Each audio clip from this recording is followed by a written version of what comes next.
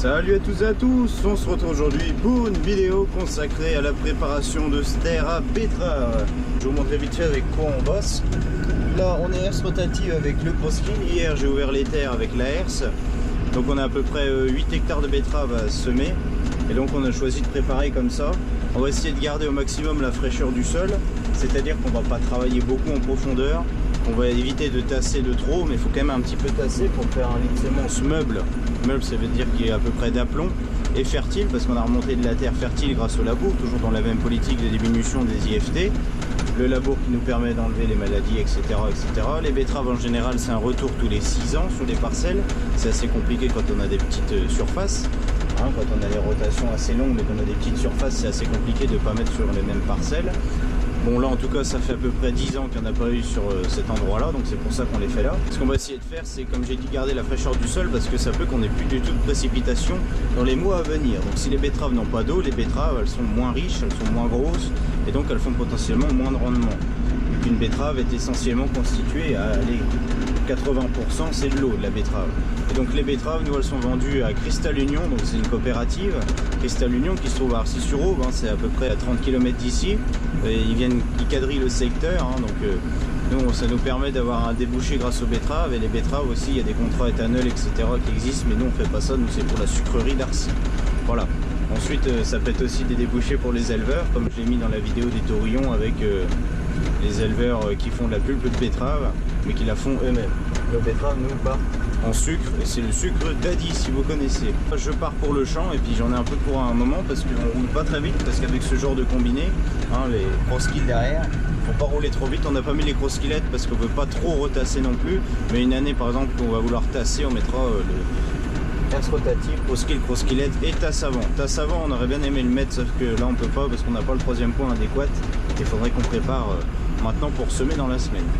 On a un ensemble de 3 mètres au total. Notre petit crosskill, donc crosskill, je sais pas comment vous appelez ça, rouleau, etc. Donc c'est des roulements comme ça qui vont tourner, qui vont simplement appuyer le sol. Donc là il est juste là pour appuyer le sol et casser les quelques agrégats qui pourraient rester.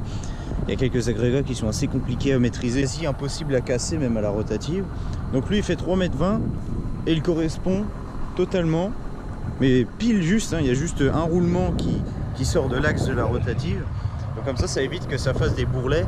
Par exemple s'il faisait 3 mètres pile, lui il fait 3,20 m, la rotative fait 3 mètres. Donc là la rotative, on n'a pas de rouleau paquet, on a les rouleaux un peu comme sur les Lemken Karat. C'est des rouleaux qui ne bourrent pas quand c'est un peu humide, c'est ça l'avantage. Parce qu'un paquet, s'il est mal décrotté, s'il se décrotte pas bien, il va bourrer très facilement. Et la rotative 3 mètres, donc c'est une Seco, alors c'est une marque qui n'est pas tellement connue, qui est italienne, comme vous voyez là, Italie. Ça travaille très bien, franchement il n'y a pas besoin d'avoir une Kuhn ou une Lemken ou je ne sais quoi comme marque de rotative. On n'est pas trop dans la politique d'avoir dit de marques exceptionnellement connues, on en a rien à péter pour tout vous dire.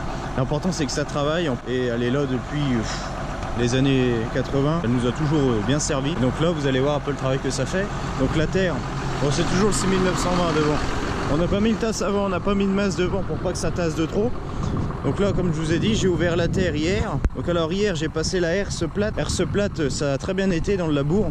Et quand je vous parlais d'agrégat, c'est compliqué à casser, c'est ce genre de mode très sèche, il n'y a plus de flotte non plus dedans. Le but, ça va être de travailler superficiellement pour enlever tous ces agrégats là, à la surface. Un peu désocler les adventices de régras là, comme vous pouvez le voir, qui restent. Et surtout conserver la fraîcheur, parce que vous voyez que plus je vais creuser, plus je vais accéder à la fraîcheur, ce qui est logique. Mais là, l'important pour les betteraves, c'est qu'on garde un peu de fraîcheur, que les betteraves, faut qu'elles aient de la flotte. J'ai à peu près 7-8 hectares et là-bas, j'en ai encore 1,5 par là.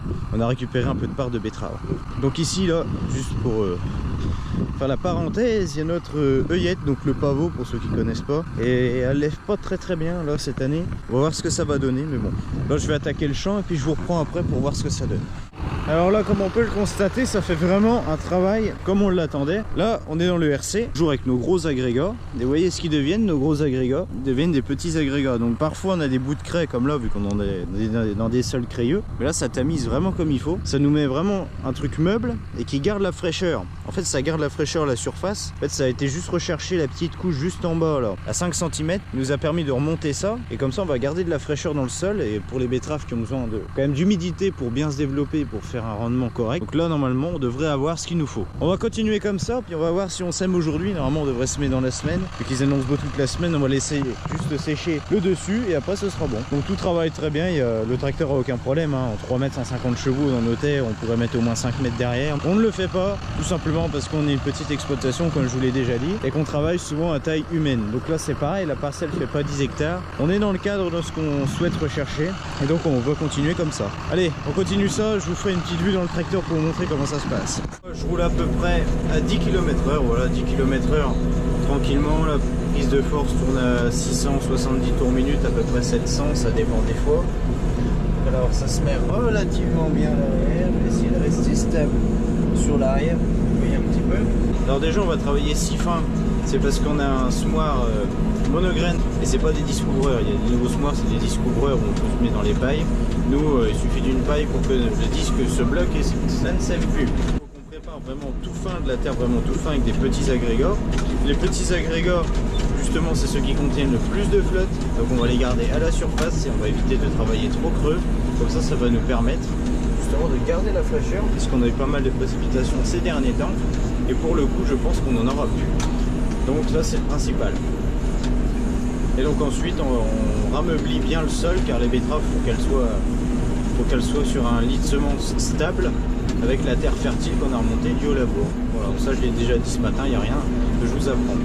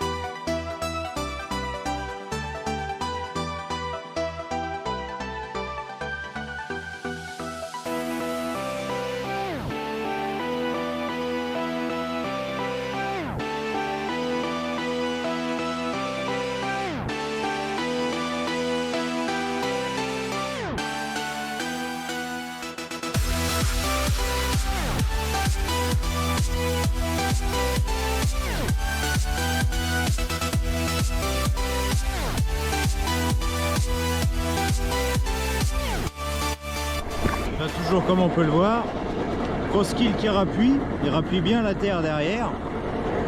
Et ici, la rotative, donc il va tourner. Maintenant, petit aparté, la rotative c'est un outil qui est quand même très dangereux, il faut faire très attention quand on va par exemple manipuler autour de l'engin. Donc c'est aussi pour ça qu'il ne faut pas non plus faire n'importe quoi et que je vous recommande aussi d'être très prudent si vous utilisez ce genre d'outil.